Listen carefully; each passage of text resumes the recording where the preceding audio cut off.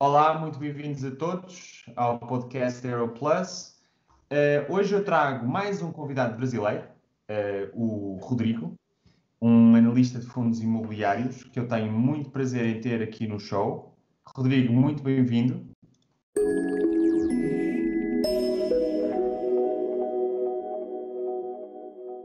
Obrigado, Arthur. Eu que agradeço o convite. Ora, é um prazer imenso ter-te aqui. O Rodrigo, nós já fizemos uma parceria, eu escrevi algumas informações para o site do Rodrigo e, aliás, eu conheci o trabalho do Rodrigo, na realidade, no início na Infomoney, não é? Quando falaste com o Artur Moraes, será? Perfeito? Isso. A minha audiência provavelmente não conhece bem o Infomoney porque é bem brasileiro, mas eu lembro-me de ver o nome do Artur Moraes, é isso. E depois fui ver coisas que tu tinhas escrito, Rodrigo, e fiquei encantado. Aqui em Portugal não há muitos analistas a falar de fundos imobiliários e achei de facto o teu trabalho, como aliás te disse antes desta gravação e antes de estarmos em câmara, que tinha de facto gostado muito. E portanto, agradeço-te mais uma vez o facto de estares aqui no nosso podcast. Certeza que temos imenso para aprender contigo. E vamos então começar. Eu começaria por te perguntar então quem é o Rodrigo? Qual é o teu passado? Como é que chegaste até esta questão de fundos imobiliários, da análise de fundos imobiliários e o desmistificar dos FIIs, não é? Dos fundos imobiliários. Essencialmente, qual é o teu trajeto, por onde é que passaste, etc. Quem é o Rodrigo? Um pouco, abertamente sobre ti. Obrigado, Arthur. Obrigado pelo convite. É um prazer imenso poder falar para o público português. Tenho um carinho enorme por Portugal, até pelas nossas origens, né? Não tem como não ser um pouco diferente, mas um país belíssimo como o de vocês. Realmente já fizemos uma parceria. O seu artigo foi muito bem aceito, meus assinantes adoraram o texto, ficaram muito felizes com essa nova parceria aí. E aí temos a oportunidade de realmente fazer esse vídeo agora para os seus espectadores portugueses. Então, um pouco da minha história, né? O investimento imobiliário no Brasil, e eu acredito que quase que no mundo inteiro, é uma paixão do investidor, né? O investimento imobiliário direto, investimento em imóveis, pequenos imóveis.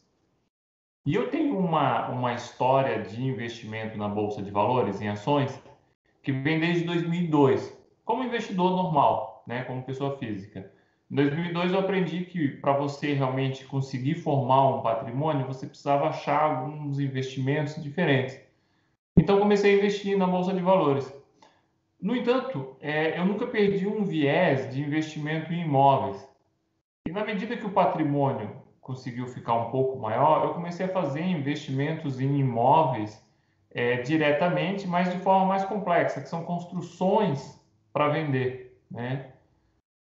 Ocorre que fazer esse tipo de investimento, na medida que eu ia fazendo, eu ia vendo que para o investidor pessoa física é muito difícil fazer, porque isso te toma muito tempo e muito risco. Porque um investimento direto em imóveis normalmente demanda uma quantidade de dinheiro bastante elevada. E para o pequeno investidor em imóveis, às vezes é uma parte muito relevante do patrimônio dele, quando ele tem condições de fazer aquele investimento, né? Então, eu consegui equalizar isso começando a investir em fundos imobiliários. Ou seja, eu investia em ações, que eram, né, são empresas negociadas na Bolsa de Valores, e eu investia em imóveis. E na medida que eu fui assim, me cansando um pouco do investimento em imóveis diretamente, no sentido de cansar, eu digo assim, de realmente você toma muito tempo de você investir, né? Eu decidi passar a investir em fundos imobiliários, isso já em 2009. Fundo imobiliário no Brasil já existia desde 1993, no entanto, o primeiro IPO era de 2003. Então, em 2009, quando eu comecei a investir, o fundo imobiliário ainda era um investimento muito pequeno no Brasil. Você tinha muito poucos fundos imobiliários. E como vocês têm, como você falou na abertura em Portugal, nós não tínhamos analistas que cobriam. Na verdade, nós mal tínhamos analistas que cobriam a Bolsa de Valores no Brasil nesse ano. Quando eu comecei a investir em 2002, nós mal tínhamos literatura e especialistas sobre o assunto. Depois nós começamos a ter mais pessoas. E na medida que eu fui investindo em fundo imobiliário, fazendo as análises de fundos imobiliários como um investidor normal, uma pessoa física como outra qualquer, nesse ponto eu me valia muito de uma outra experiência profissional que eu tenho formação jurídica, em que na formação jurídica você aprende a ler muito e a pesquisar muito, certo? Então eu me fazia valer disso para conseguir conhecer os fundos imobiliários e para fazer meus investimentos. E seguir paralelamente nesse período investindo em ações na bolsa, fundos imobiliários e imóveis. E cada mês que passava eu me apaixonava mais pelos fundos imobiliários. Certo. Porque eu dizia, a rentabilidade não muda tanto, certo? Para quem investe em imóveis, como eu investia para desenvolvimento imobiliário, que é a construção para venda, que você toma muito risco, né? Consequentemente, você espera um lucro maior. Mas quando você compra um fundo imobiliário para renda, para locação, que é o nosso grande foco no Brasil hoje, você não tinha uma rentabilidade tão diferente. E aí você começa a ver o quê? Que o fundo imobiliário é realmente a melhor opção que tem para o investidor, pessoa física, investir em imóveis. E aí, deixa-me só perguntar-te uma coisa. Aí, qual era a rentabilidade média de investimento direto em imóveis e fundos? Mais ou menos. Assim, você tem, como eu falei, você tem 2 pontos de investimento em imóveis, certo? Esse ponto que eu sempre investi, que era o construir para vender, tá? Você chega a ter uma rentabilidade média de 30% ao ano. Tá? É difícil, você precisa realmente de um produto que o mercado aceite. Só que no Brasil nós temos um projeto de financiamento imobiliário de imóveis de mais baixo valor, tá? Chamado de Minha Casa Minha Vida. Não sei se você já ouviu falar aí em Portugal sobre esse projeto, esse programa do governo. Não, mas é um projeto social para habitação mais acessível à população, não é? Exatamente, com juros mais baixos, com pequenos subsídios do governo. Então, os projetos dessas casas, eles vendem muito rápido. Então, como você vende muito rápido, a sua lucratividade ela acaba sendo muito alta, porque você consegue girar muito rapidamente o valor, né? Só que isso era possível num momento em que o país estava muito bem, né? Se você for fazer um investimento desse hoje, que eu não faço mais, você vai ter um pouco mais de dificuldade de conseguir acima de 20% ao ano, né? Porque não há tanta procura e o capital não roda tão rápido, não é? Exatamente. E principalmente porque com também o mercado mais depreciado que nós estamos, o preço, a margem de lucro nesse preço já não é mais tão alta como você tinha em 2010, 2009, né? E como nós temos uma inflação relativamente alta, que como você falava aí em Portugal antes de nós iniciarmos a gravação é de 1%, aqui há 2 anos atrás nós tínhamos uma inflação de 10%. Então 20% é 10% real, né? Não é tanto. Hoje a nossa inflação está um pouco ancorada em 4,5%, mas você não tem tanto. Agora, se você investe para alocação, que é imóvel para renda, que eu também tenho minhas experiências nesse setor, você dificilmente você consegue ganhar mais do que 6 a 7% ao ano. Investindo em fundos que investem em locação, nós dizemos arrendamento, é isso? Ou em imóveis diretamente? Não, em imóveis diretamente. Ok. 6, como? 6 a 7%? 6 a 7% em imóveis para renda, isso tendo uma rentabilidade boa, né? Então, você conseguindo algum imóvel específico, você consegue essa rentabilidade de 6 a 7%. O normal é você conseguir em torno de 5% em imóveis residenciais e um pouquinho mais em imóveis comerciais. Não tinha isso diretamente. Mais alto, exato. Então, basicamente, pouco mais é do que a inflação. Exatamente. Um pouco mais do que a inflação. Evidentemente, todo ano esse aluguel é reajustado pela inflação, né? Certo, certo. Então, você acaba tendo esse equilíbrio Então, essa dinâmica nossa de aluguel com inflação ela é um pouco complexa, porque todo ano eu tenho um aluguel reajustado e o preço do meu imóvel se reajusta normalmente com base na inflação. Exato, exato, ok.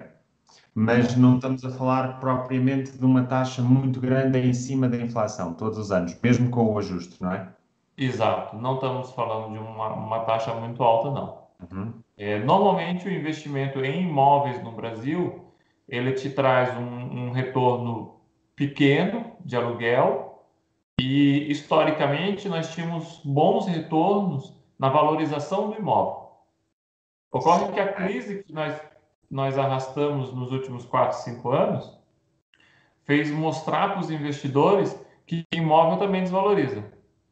Uhum. Né? Até então, nossos investidores tradicionais de imóveis, eles tinham uma ideia de que o imóvel ele era um produto de investimento milagroso, ele só valorizava. E com essa última crise que nós passamos, né, uma crise bastante complexa nos últimos 5 anos, fez com que o valor dos imóveis reduzissem. Alguns de forma maior, dependendo da necessidade do vendedor, evidentemente, né? Mas de um modo geral eles reduziram ou mantiveram o valor histórico, o que consequentemente é uma desvalorização dada a nossa inflação. Exato, exato. No entanto, enquanto a inflação estava boa, a valorização era também bastante alta. Não, quando nós tivemos Não? essa inflação que eu lhe falei de 10%, foi exatamente o momento que o país estava numa crise muito grande e muitos Ah, imóveis até perderam valor nominalmente. nossa. Então Você foi entendeu? de facto. Isso. Quando nós tivemos um grande momento imobiliário entre 2009 e 2013, logo depois da crise nos Estados Unidos, tá? A nossa inflação ela era relativamente controlada. Não era baixa, como vocês estão acostumados na Europa, né? Mas aqui virava na faixa de 5, 6%, mas não chegava ao ponto que nós tivemos que conviver com inflação de 10% no ano. Claro.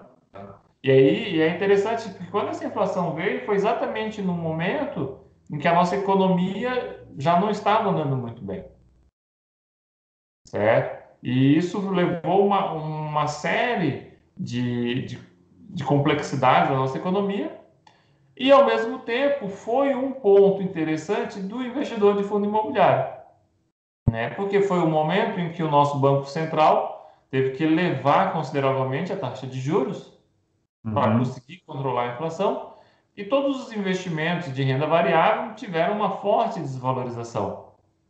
Ah, então, mas olha, nós já voltamos a este ponto, não te esqueças de onde vais. Diz-me só uma coisa ainda na pergunta de quem é o Rodrigo e como é que chegou até aqui. Nessa altura em que tu investias em fundos, imóveis e ações, qual é que era, em que é que trabalhavas? De onde é que provinham os teus rendimentos que tu investias depois na Bolsa de Valores e nos fundos? Certo. Eu era servidor público, eu acredito que chama-se servidor público em Portugal também, né? Funcionário do Funcionário governo. público. Isso, Funcionário público. funcionário, perfeito, funcionário público, né? Então eu recebo um salário do governo por um trabalho que eu faço, e como um segundo trabalho, eu tinha as atividades de investimentos, Ok. né? Na medida que eu fui passando na análise dos fundos imobiliários, como nós estávamos comentando, eu cheguei à conclusão que você chega em Portugal hoje. Nós não tínhamos analistas, nós não tínhamos pessoas que falavam sobre fundos imobiliários no Brasil. Nós tínhamos muito poucos espaços de discussão, fóruns de discussão que se falavam, mas não tínhamos um espaço concentrado. Então foi quando surgiu o Desmistificando FII, que é, na época, em 2013, então são 10 anos depois do primeiro IPO de fundo imobiliário, surge o Desmistificando FII e já faz aí 5 anos que eu tenho o site. E ele surgiu como um blog em que eu começo a divulgar informações sobre os fundos imobiliários, para que as pessoas possam conhecer. Claro. Só que na medida que eu começo a escrever sobre fundos imobiliários, começam a vir muitas perguntas e você vai se aprofundando muito no que você escreve, Claro. certo? Em 2014, eu chego à seguinte conclusão, que na verdade precisaria de realmente um profissional que pudesse orientar as pessoas. E no Brasil, o profissional de análise de investimento ele é muito regulado. Então, nós temos uma série de provas e regulações e registros que nós temos que fazer, e nós temos punições relativamente severas para quem exerce sem estar com o registro regular. Tá? Certo. Então, eu opto por quê? Por fazer as provas, fazer o registro e realmente me tornar um analista de valores imobiliários, que é como nós chamamos no Brasil, de forma autônoma. Ou seja, eu não tenho nenhuma vinculação com nenhum banco, com nenhuma casa de investimento e faço sem ter nenhuma vinculação com uma casa de análise específica. Né? Eu faço de forma totalmente autônoma e totalmente independente. O que é bom para o investidor, porque ele sabe que é uma opinião isenta. Exato, exatamente. E neste momento, eu desenvolvo um produto que era um produto que eu gostaria de ter tido quando eu era investidor. Por quê? Para acompanhar o fundo imobiliário, eu sempre defendi uma tese de investimento em fundo imobiliário, Arthur, comparado com ações, que o fundo imobiliário ele é um investimento em renda variável, né? Ele não é como investir em imóvel, é um investimento em renda variável, e ele tem muitos detalhes e muitos dados que são divulgados mensalmente. Acontece que você acompanhar isso diariamente dá um pouco de trabalho, toma um Certo, pouco de certo. tempo, certo? Só que, ao mesmo tempo, o fundo imobiliário ele é um investimento muito estável se nós compararmos com o investimento em ações. Então, eu sempre defendi uma tese de que o fundo imobiliário ele é ideal para um profissional autônomo, para um profissional que está se dedicando à sua carreira, à sua profissão, e que é um investimento rentável e, como eu digo, sustentável de longo prazo, mas que não lhe dê tanto trabalho de acompanhamento. E o fundo imobiliário ele tinha essa dificuldade de fazer esse acompanhamento porque ele tinha que ir no site da nossa bolsa oficial buscar esses dados. E aí Claro. eu desenvolvo então esse meu produto que eu tenho no Desmistificando FI, em que eu divulgo um relatório semanal com os resumos do que aconteceu na minha visão crítica, evidentemente. Exato, claro, claro que sim. Então, houve uma parte em que tu deixaste de ser funcionário público e passaste para o desmistificando FIIs por completo, ou não? Não, eu até hoje continuo sendo funcionário público, Ok. certo? E exerço a atividade do Desmistificando FI em paralelo, né? Ok. No Toma entanto, bastante tempo. exato, deve-te consumir mesmo muito tempo, não é? Porque É. muitas vezes, e eu faço, nós agora na Europlus também temos relatórios de análise, mas são mercados, portanto, os próprios mercados imobiliários no país e não propriamente fundos. Em fundos temos que perceber se também conseguimos facilmente, porque os fundos, de certa forma, são valores imobiliários, não é? E nós temos, de certa forma, que perceber se conseguimos fazer essa análise exatamente naquela questão de que tu estavas a falar do licenciamento, não é? Embora aqui em Portugal haja uma diferença clara entre uma análise sem recomendação e uma análise com recomendação. E, portanto, é um bocadinho mais flexível. Mas, de facto, mais do que a escrita dos relatórios, é muitas vezes a recolha de dados, a análise de dados, leva mesmo muito tempo, não é?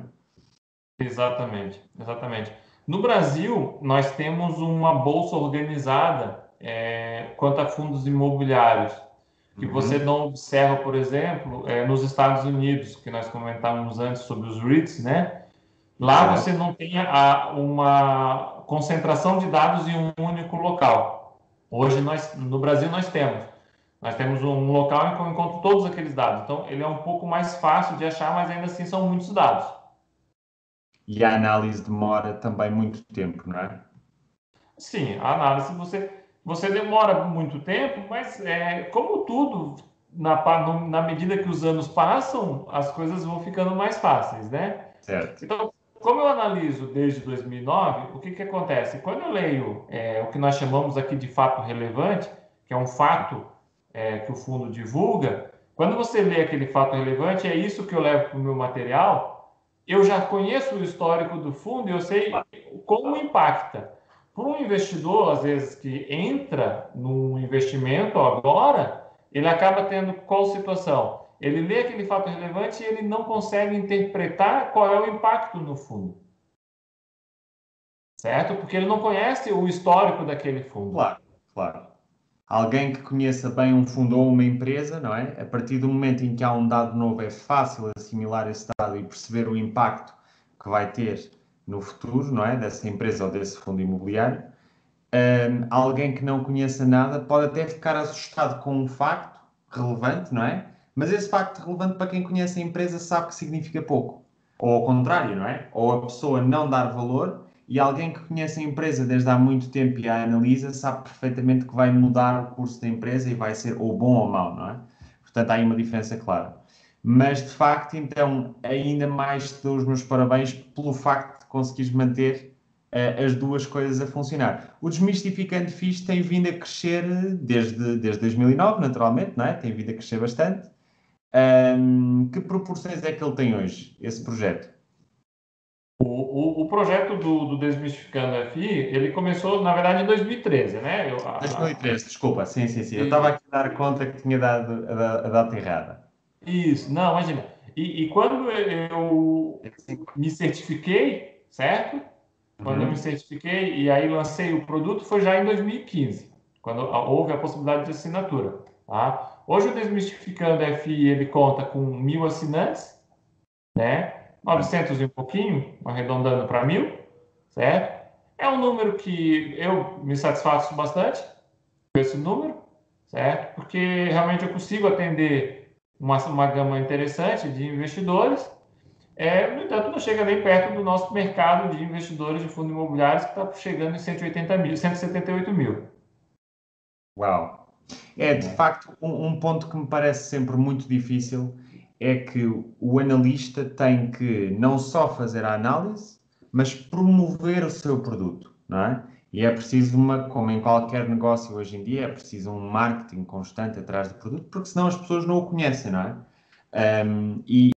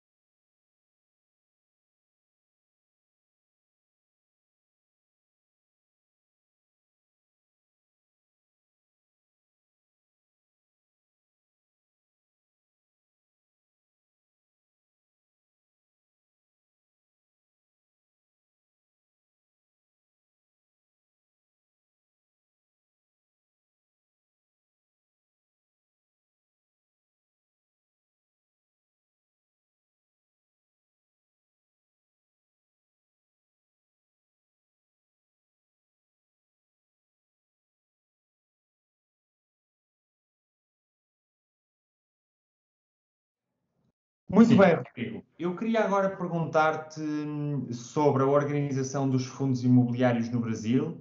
Se há muitos, se há poucos, onde é que eles costumam investir, em que tipo de imóveis, em que partes do Brasil e como é que tu até vês inclusivamente o futuro dos fundos imobiliários no Brasil, nesse sentido?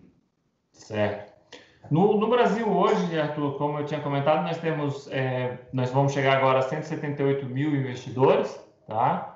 É um número bastante elevado, principalmente se nós compararmos que no final do ano passado nós não tínhamos 100 mil ainda, Uau! tá? Depois do momento que nós tivemos de crise, a redução foi muito grande no número de investidores, então nós estamos chegando num ponto de um número muito elevado de investidores. Atualmente nós temos 386 fundos imobiliários no Brasil, sendo que desses apenas 160 são negociados em bolsa. Tá? Porque no Brasil nós temos fundos imobiliários negociados em bolsa e fundos imobiliários não negociados em bolsa. Né? Que aí você tem apenas uma subscrição privada lá no gestor e no administrador. Tá? O patrimônio total desses fundos imobiliários hoje no Brasil é de 80 bilhões de reais, tá? Sendo que dos fundos negociados em bolsa, você tem um pouco mais de 40 bilhões em patrimônio, tá, em negociação. Certo? Deixa só dizer à minha audiência em Portugal, 40 bilhões de reais são 10 mil milhões de euros, mais ou menos. Mais ou menos isso. Mais Mais ou menos isso. milhão, menos milhão. É, para nós é um valor relativamente É muito grande. É grande. não muito grande. Como? Para Portugal é muito grande. Para Portugal É, é uma soma bastante grande. nós entendemos que nós temos muito espaço para crescimento, né? É um valor que nós consideramos ainda baixo. Nós, profissionais do mercado, entendemos que é baixo, mas sabemos que é um sucesso ter chegado até aqui. Se você pensar que o primeiro fundo imobiliário foi lançado em 2003, então nós temos um pouco mais de 15 anos desde o primeiro fundo imobiliário. Sendo que o fundo imobiliário no Brasil, ele criou um grande interesse dos investidores depois de 2006, quando ele ficou isento de imposto de renda, né? Eu acho que, eu não sei se vocês chamam de imposto de renda aí no... Sim, nós temos um nome muito técnico e que a maior parte das pessoas nem associa diretamente. Nós chamamos imposto sobre os rendimentos prediais. Então, nos fundos imobiliários, desde 2005, esse imposto ele é isento para o investidor, se cumprindo alguns requisitos, né? Mas quase todas as pessoas cumprem aqueles requisitos.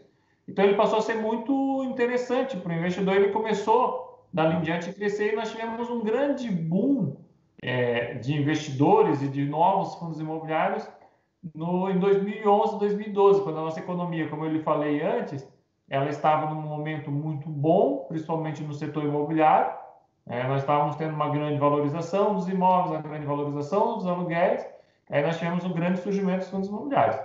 E hoje nós passamos por uma consolidação desses fundos imobiliários no mercado. Então, fundos imobiliários que não foram bem lançados, que estão tentando se achar no mercado, fazer suas adaptações necessárias para continuarem a existir, fundos imobiliários que estão tendo que fazer suas adaptações necessárias, né?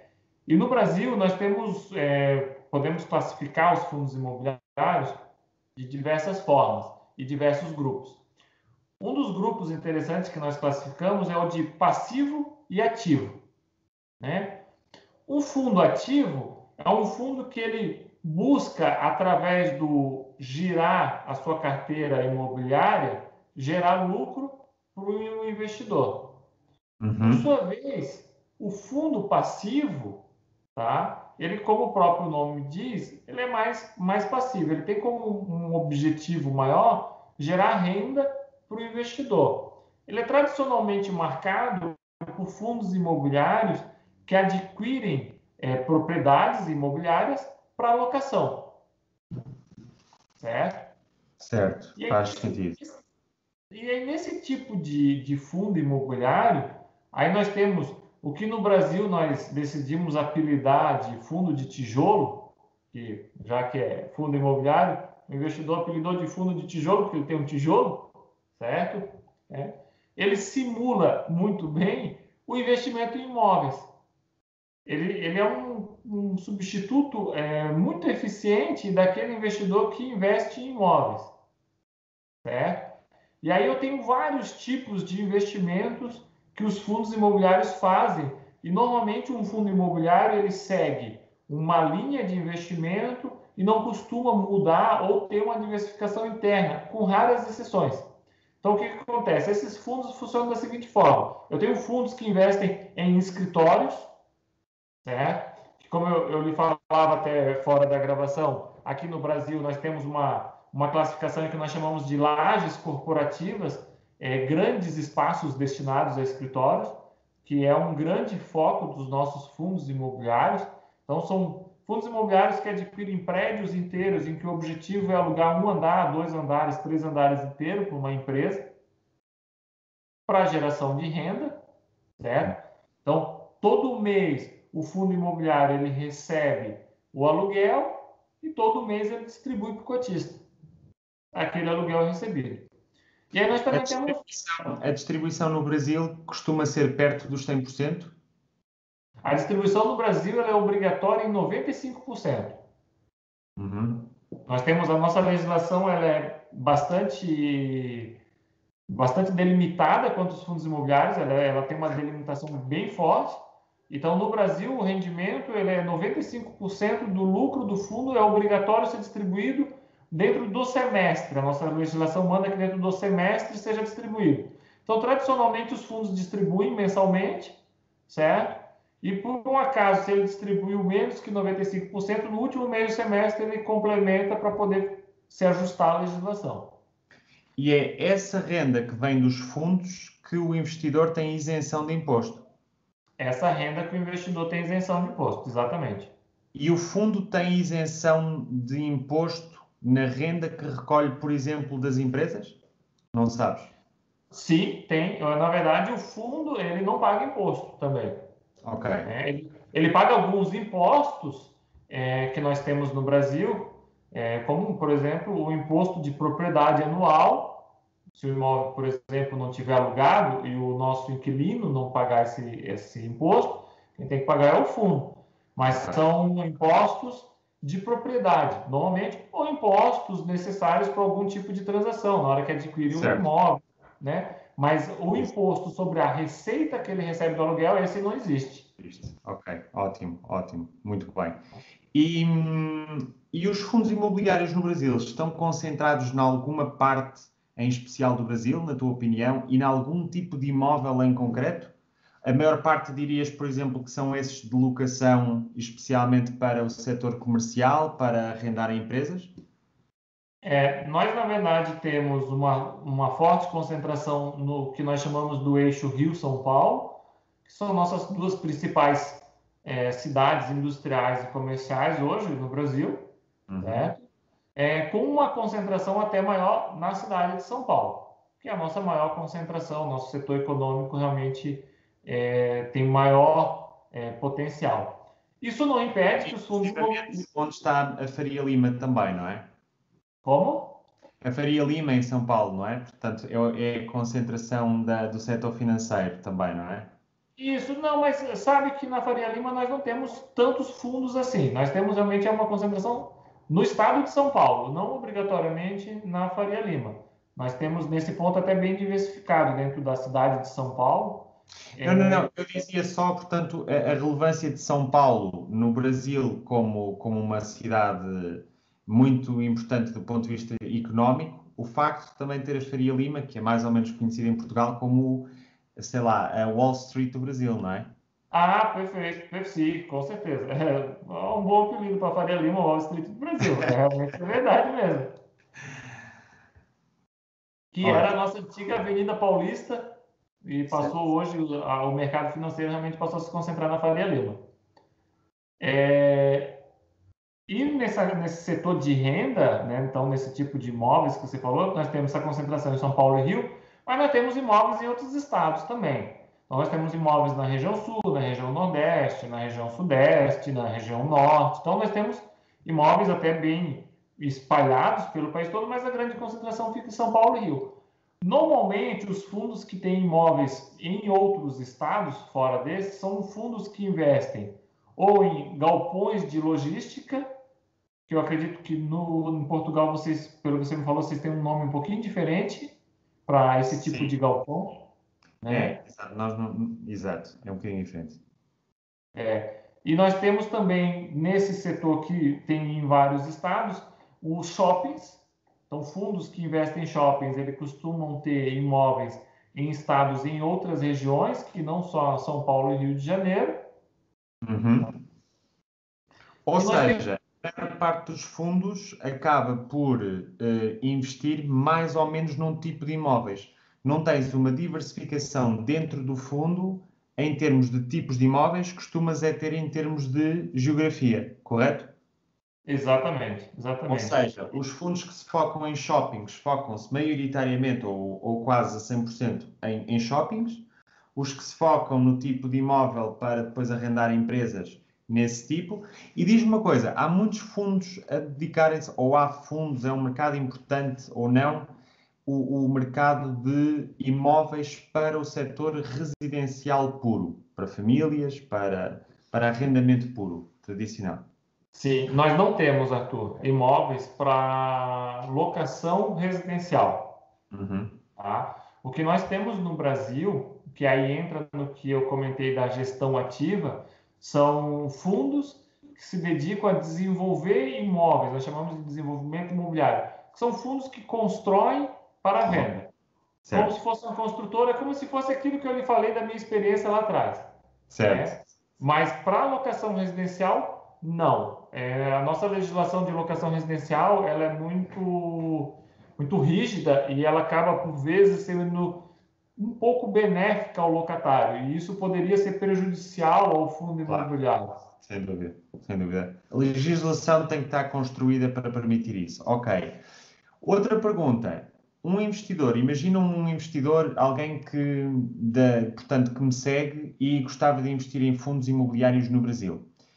Achas que para ter um portfólio diversificado, ele teria que necessariamente comprar mais do que um ou dois fundos? Ou achas que existem fundos que são diversificados o suficiente, quer em geografia, quer em termos de setor e tipo de imóvel? Sim. Não, eu costumo dizer que um investidor de fundo imobiliário que vai aportar uma quantia que nós consideramos razoável de valor, tá? Algo em torno de 500 mil reais, que daria algo em torno aí de 120 mil euros, Sim. tá? Ele já comporta ter algo próximo a 20 fundos imobiliários. Uau, ok. Tá? Porque, como eu lhe falei, nós temos 160 fundos imobiliários negociados em bolsa. Tá? Certo. Evidentemente, desses, eu tenho apenas 110 fundos, 120 fundos, que são, vamos dizer assim, compráveis. Porque os demais fundos, eles têm uma liquidez tão baixa que é um problema você ter eles no seu portfólio, porque você precisar vender, você vai ter muita dificuldade, ou até mesmo para comprar você vai ter muita dificuldade. Uhum. Tá? Acontece que os nossos fundos costumam ser muito pequenos. Nós temos alguns fundos que têm uma diversificação, como você falou, só que o que acontece? Nós não temos, por exemplo, um fundo imobiliário que invista em vários setores ao mesmo tempo. O máximo que nós temos, certo? São alguns fundos imobiliários que possuem imóveis de escritório e imóveis destinados ao setor de logística. Mas hoje nós temos 3 fundos praticamente que fazem isso, tá? E eles são muito pequenos, então não é seguro você comprar, por exemplo, só esses 3 fundos. O ideal realmente Certo. você teria uma carteira bem diversificada. Pronto, então de facto alguém que quer investir em fundos imobiliários no Brasil tem que ter uma atenção particular para a diversificação dos fundos, a composição, etc. E tem que pensar que vai construir uma carteira de fundos e não comprar um ou dois fundos e o assunto fica resolvido, não é? Exatamente.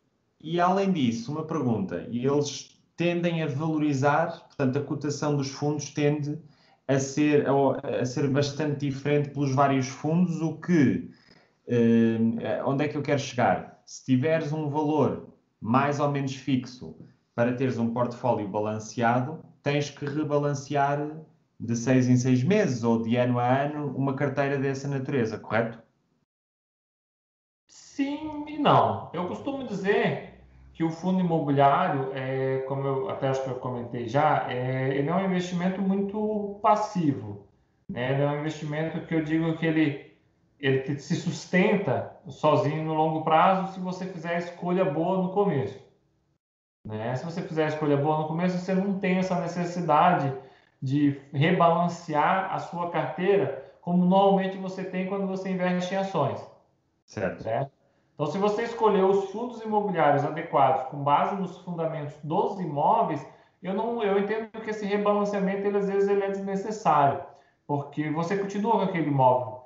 Então, você, evidentemente, faz um acompanhamento para verificar, às vezes, uma oportunidade ou outra, Porque normalmente o investidor de fundo imobiliário ele investe todos os meses, ele costuma reinvestir o rendimento que recebe, então ele precisa ter um acompanhamento para saber o que compra. Mas eu já tendo clientes que, por exemplo, usam o fundo imobiliário para se aposentar, é a sua aposentadoria, e eles não reinvestem mais. Então, você, quando faz isso, você tem que buscar uma carteira que você não rebalanceia, porque eu faço análises para formar carteira de forma individualizada, além daquele meu serviço semanal. Então, quando uma pessoa me procura com esse objetivo, você tem que buscar imóveis que você não vai precisar rebalancear, né? Porque o imóvel continua lá, o imóvel continua sendo alugado, o imóvel continua tendo aquela ideia. Agora, você tem sim uma variação do valor da cota, tá? Que de um modo geral, eu costumo dizer que de um modo geral, em torno de 80% dos fundos imobiliários, eles têm uma variação muito parecida. Quando sobem, eles sobem tudo junto. Quando caem, eles caem tudo junto. Ok. Né? É Muito... ótimo e não torna tão relevante esta questão do balanceamento também, não é? Exatamente, aí você acaba não tendo tão relevante isso. O que acontece? Você tem as variações com base na variação da taxa de juros do Banco Central, que isso é normal em qualquer país do mundo em que você tem variação de taxas de juros do Banco Central, né? Brasil, Estados Unidos, Europa, qualquer local você vai ter essa situação. No Brasil, como nós temos uma inflação muito mais alta e muito mais volátil, nós temos muito mais variação de taxa de juros, você observa com maior propriedade essa situação.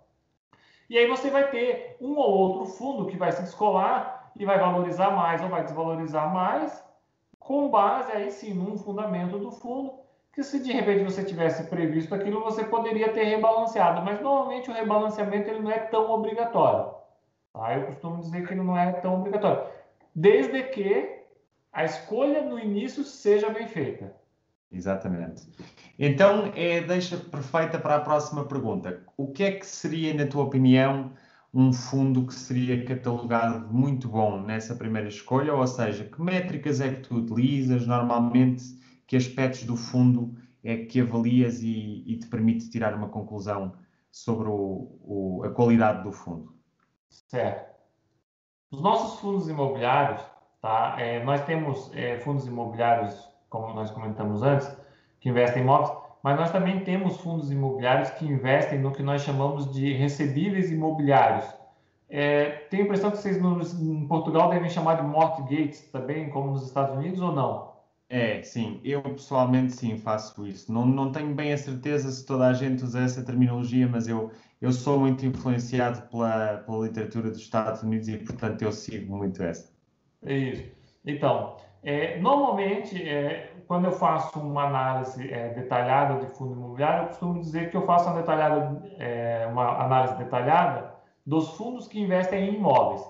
Então, normalmente eu deixo um pouco de lado os recebíveis, por causa da complexidade que envolve, faço a análise deles, mas não é o fundo assim que mais me chama a atenção no investimento de longuíssimo prazo, porque eu tenho uma Certo, teoria para esses outros fundos um pouco diferente. Então, eu vou tentar passar um pouco desse panorama, dessa análise que eu faço dos fundos que investem em imóveis, certo? certo, Qual que é a minha visão, Arthur?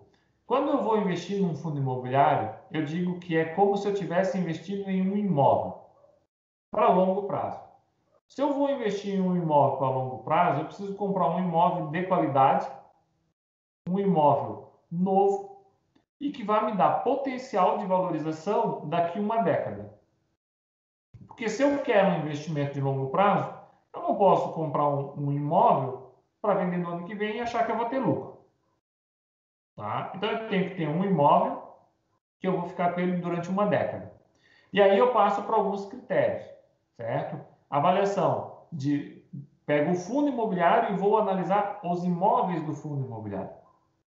Então não é o fundo em si, mas sim os imóveis no qual ele investe. Então você tem que eu analiso o quê? Como? Eu disse a carteira. Nós dizemos em Portugal a carteira de imóveis de um fundo. Ah, perfeito, exatamente. Só que isso é interessante, porque no Brasil nós temos muitos fundos imobiliários que são proprietários de um único imóvel. Uau! Ele, ele não tem uma carteira de imóveis.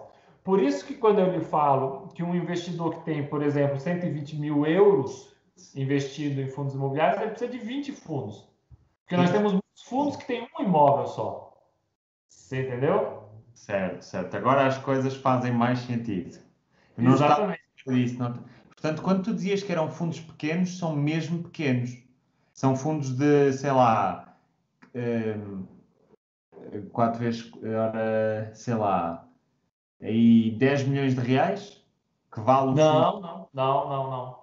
São pequenos no sentido que eles são donos de uma propriedade, mas assim, nós temos fundos donos de uma propriedade só que vale 700 milhões de reais. Ok. São propriedades grandes, são Muito propriedades grande, normalmente claro. caras, né? O mais Então, pequeno que tu te lembras de ver, quanto é que valerá? em torno de 23 milhões de reais, eu acho que o menor fundo que nós temos hoje. Ok, isso são cerca de 5 milhões de euros, mais ou menos, não é? Isso. Pois são fundos bastante pequenos. Ok, É, com 23 milhões é um fundo bastante pequeno, certo. né? E então você analisa essa propriedade e aí você observa alguns dados dela. Você observa a idade dela, você observa a localização, certo? Se você tem um excesso de vacância naquela região atualmente, se você tem uma expectativa de aumentar a construção naquela região ou não nos próximos meses, nos próximos anos. Porque o que acontece? Quando eu invisto no imóvel, eu preciso saber se a minha concorrência vai aumentar naquela região, Certo. certo?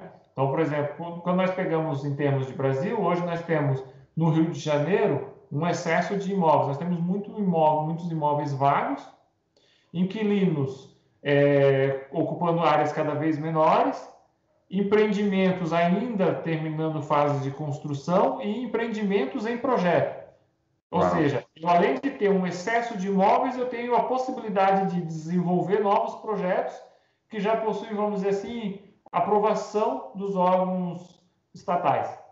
Certo. Quando eu vou para São Paulo, eu já tenho uma dinâmica diferente. Eu tenho uma dinâmica que eu tive um aumento muito grande de vacância recentemente por causa da nossa crise, mas que estabilizou. Eu já tenho um número muito menor de projetos em andamento, ou seja, a possibilidade de aumentar a vacância é muito menor, e eu já tenho um início de uma melhor ocupação. Então, eu sugiro o investimento, por exemplo, em São Paulo. Então, é essa análise que eu faço. Tá? E aí você vai fazendo outros tipos de análise. Então, você vê se aquele tipo de imóvel ele pode ser replicável. Eu não sei se replicável é um termo que vocês usam. Sim. Replicável, porque quando eu tenho um imóvel que eu consigo fazer um idêntico ao lado, isso pode ser um risco no longo prazo, porque a partir do momento que eu for muito rentável, um empreendedor vai vir e vai fazer um no lado, né? Exato. Então, tem um fundo Aí imobiliário. parece Desculpa, Rodrigo. Aí Imagina. parece haver uma conexão então muito forte. Tu, na realidade, muitas vezes não tens que avaliar o fundo, basta que avalies o imóvel do qual o fundo é dono, não é? E imagina que te deparas com um fundo que tem uma carteira mais considerável. Isso também existe, não é? Também há esse tipo de fundos. Sim. Aí, que tipo de métricas e que tipo de aspectos é que tu analisas mais concretamente? Por nós. Nesses fundos, né, quando você pega os fundos que nós chamamos de multiativos, eles possuem vários ativos, que são a carteira que você chamou, né?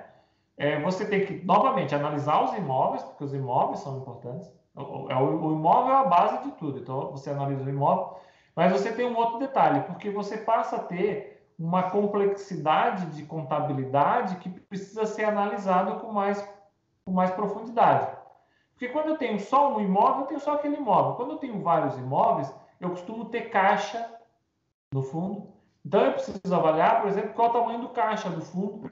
Eu preciso avaliar qual é a qualidade da minha gestora que está por trás desse fundo, porque essa gestora é que vai determinar o futuro do fundo. Se eu tiver uma gestora que não tem uma expertise tão grande em investimento em imóveis, eles podem, às vezes, fazer uma troca, fazer uma venda de um imóvel para comprar um outro imóvel que não crie valor para o investidor,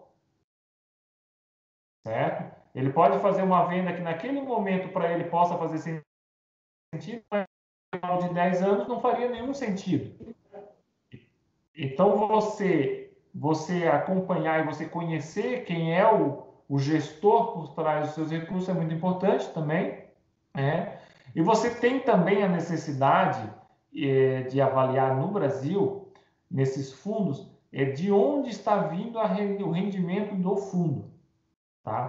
Porque por ele ser maior, eu tenho uma gama de negociações mais complexa e que podem fazer, vamos dizer assim, uma distorção para o leigo sobre de onde está vindo o rendimento. O que eu quero dizer com isso? Como eu falei, o fundo imobiliário tem que distribuir 95% do lucro dele. Tá? Então, eu tenho um grande fundo que aluga imóveis e ele tem que pegar essa receita de aluguel e distribuir para o cotista. Acontece que num determinado mês, por exemplo, ele faz a venda de um imóvel. E esse imóvel ele gera lucro, porque o valor pago na compra e o valor pago na venda, a diferença gera esse lucro, e esse lucro precisa ser distribuído. E ele começa a distribuir isso de forma paulatina dentro do semestre para o cotista. O investidor um pouco desavisado, ele pode olhar aquele fundo e ter uma seguinte surpresa: esse fundo está pagando muito mais que os demais, então é esse que eu vou investir. Só que na verdade ele está pagando mais por uma situação que não é recorrente. Exato, uma coisa pontual. Faz todo Exa sentido. Exatamente. Então, quando você faz a análise do multiativo, você faz a análise dos ativos dele, novamente, da sua carteira, mas você tem que fazer toda a análise da contabilidade e do histórico do gestor no mercado, né? Para que você não, vamos dizer assim, não entre numa armadilha que os Certo. investidores... Porque o que acontece? Você pega os investidores menos dedicados ou com um pouco menos de conhecimento, eles às vezes inflam o valor daquela cota por estar pagando um bom rendimento. No semestre seguinte, que eu não tenho mais aquele rendimento não recorrente, ela cai. Aí, se você entrou lá no final, você teve um prejuízo. Então, isso é muito importante. Mas também é muito importante, Arthur, você analisar o potencial de rendimento desse fundo no longo prazo, tá? No seguinte sentido, nós passamos ainda por uma crise no Brasil, então nós temos muitos fundos imobiliários que têm muitas áreas vagas. Nós temos fundos imobiliários, por exemplo, de boa qualidade, que tem área vaga equivalente a 20% de todo o seu portfólio, certo? Uau. O que às vezes acontece? O mercado acaba precificando, às vezes de uma forma não tão adequada, como sendo o rendimento atual do fundo, o rendimento perpétuo. Quando, na verdade, se eu conseguir ocupar metade desses meus 20%, meu rendimento eleva consideravelmente. Muito, exato. Né? Faz todo sentido. Porque eu não tenho conhecimento em Portugal, mas no Brasil, quando eu tenho um imóvel vago, eu tenho um custo muito elevado de manutenção desse imóvel. Porque nós temos Depende, em Portugal, exato. Em Portugal depende muito do tipo de imóvel, mas isso pode acontecer. É uma crítica que eu faço aos fundos imobiliários em Portugal. Não a eles, mas enfim, a forma como estão organizados. E digo isso muitas vezes, é o capital que têm parado e as vagas que têm nos imóveis, aqueles que se dedicam a arrendar. Eu queria te lançar aqui um desafio quase futurista, Rodrigo. Vê se partilhas da minha opinião. Eu acho que o setor comercial e de retalho vai mudar muito porque nós estamos a caminhar para um mundo em que cada vez menos as pessoas vão ter que se deslocar a um armazém, a um aglomerado para comprar alguma coisa. Eu acho que o digital vai finalmente atingir um boom.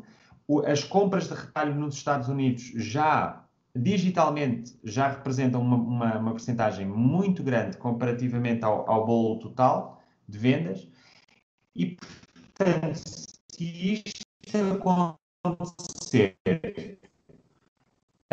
e se nós passarmos para um modelo muito digital, por exemplo, com entregas automáticas, como a Amazon é que o retalho pode estar um pouco em perigo, não é? O imobiliário de retalho, o imobiliário de venda direta ao público pode sofrer um pouco, não achas? Concordas com a minha visão ou achas que os imóveis desta natureza vão estar sempre salvaguardados? Não, eu concordo com a sua visão. No Brasil, a diferença é que nós temos, às vezes, uma realidade um pouco diferente, né? Por exemplo, como no caso dos Estados Unidos. Nós temos, nessa sua visão, um risco um pouco grande num setor que nós chamamos de fundos imobiliários de agências bancárias. São fundos imobiliários que se dedicam a alugar imóveis numa transação bastante expressiva, normalmente com o inquilino, que é um banco, e ele aluga agências bancárias para esses bancos. O setor bancário no mundo inteiro tem tido um aumento de tecnologia muito grande, então discute-se qual vai ser o futuro dessas agências bancárias se as pessoas não vão mais precisar ir no banco, né? Isso realmente é um ponto que, nessa sua linha, realmente é um risco bastante elevado. Existe muita coisa para acontecer, né, para você chegar nesse ponto, mas realmente é um risco mais elevado. No caso dos shoppings, que eu acredito que, né, a sua pergunta entra no que nós chamamos aqui dos nossos shoppings, né? Os nossos malls, né? Nós temos uma diferença um pouco grande, Arthur, porque assim, quando você observa nos Estados Unidos, realmente as pessoas vão ao shopping para comprar, né? Elas vão aos malls para fazer compras. E no Brasil, as pessoas vão aos malls para se divertir, né? São muitos pontos de lazer. Os nossos malls, um pouco diferente do deles, já há anos eles têm áreas destinadas ao lazer. Então você tem desde pista de kart, você tem praças de alimentações e com restaurantes bastante relevantes, certo? Tanto que uma parte significativa da receita dos shoppings não vem somente dos aluguéis, vem de estacionamento. E ela é bastante significativa para a receita do shopping. Porque a circulação de pessoas, às vezes, é tão importante quanto somente as compras dentro do shopping. Claro que sim, claro que sim. Porque nós temos um problema, infelizmente, de violência muito elevado. Então, as pessoas acabam usando o shopping. Então, por exemplo, se uma moça vai num casamento e ela quer ir no salão de beleza, se ela tem um pouco mais de dinheiro ou ela está numa cidade muito violenta, ela vai ao shopping. Porque o shopping ela estaciona com tranquilidade, ela vai ao seu salão de beleza e ela sai do shopping. Então, nós temos shoppings que se dedicam a esse tipo de serviço. Tem shoppings com clínicas médicas dentro deles. Então, nossos shoppings, às vezes, eles são um pouco diferentes da realidade do resto do mundo, até por essa nossa realidade, infelizmente, de violência, né? Sim. Mas eu concordo com esse seu ponto e eu tenho, desde o início desse ano, eu tenho sugerido aos meus assinantes e aos meus clientes que se concentrassem no setor que nós chamamos aqui de logística, porque esse setor, ele nunca vai, ou pelo menos na nossa visão agora de curto prazo, ele não vai se desfazer, porque essas vendas pela internet que crescem, e muito no Brasil também, tá? Eu preciso de um local para armazenar essas compras e para deslocar essas compras. Então, esse meu setor de logística, ele é muito importante, tanto que ele é o setor que tem crescido mais consistentemente nos fundos imobiliários. De facto, isso é um indicador muito importante. Então, agora eu tenho a tecnologia realmente vindo como um desafio para o investimento imobiliário de um modo geral. Hoje você tem... Ele vai além daquele ponto que eu estava a explicar, não é? Iria muito além. Mas enfim, isto dava-nos para especular aqui muito e termos aqui uma conversa. Eu acho que já aqui tivemos uma conversa muito produtiva. Eu aprendi imenso, Rodrigo. Muito obrigado por trazeres o teu conhecimento todo do mercado dos fundos imobiliários no Brasil. Aprendi muita coisa. Não fazia ideia que os fundos no Brasil se dedicassem a uma única propriedade, por exemplo, estas coisas de certeza de muita relevância.